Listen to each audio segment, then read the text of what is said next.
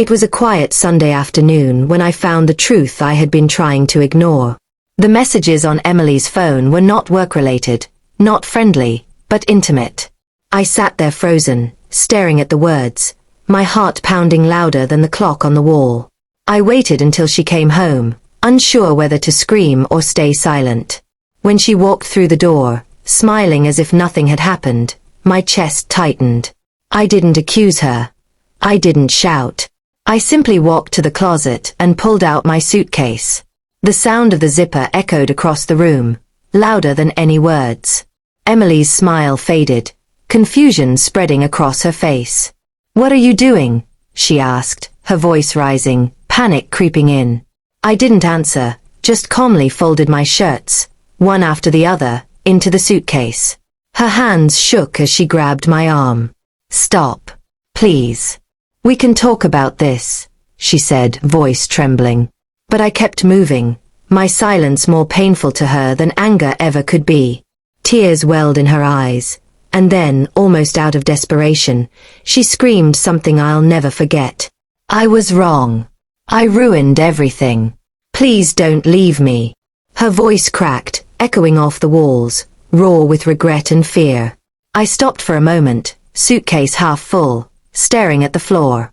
The weight of her words pressed down on me, but the damage had already been done. I turned to her slowly and said, "It's not about leaving. It's about what you chose to throw away." She collapsed onto the bed, sobbing, repeating that she didn't mean for it to happen, that she loved me still. I closed the suitcase, not with anger, but with quiet finality.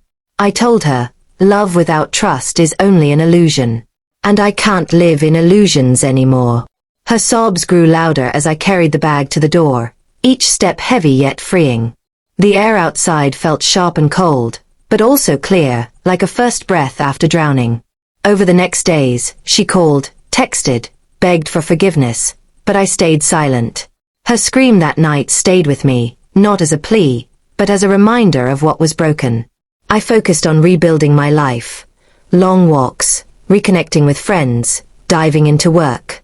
The silence in my new apartment was painful at first, but gradually it became peaceful. Weeks turned into months, and I realized strength doesn't come from forgetting, but from moving forward. I understood that her scream wasn't about love, it was about fear of consequences.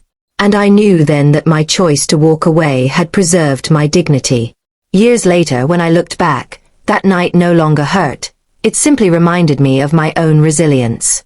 The scream I'd never forget became less about her words and more about my moment of clarity.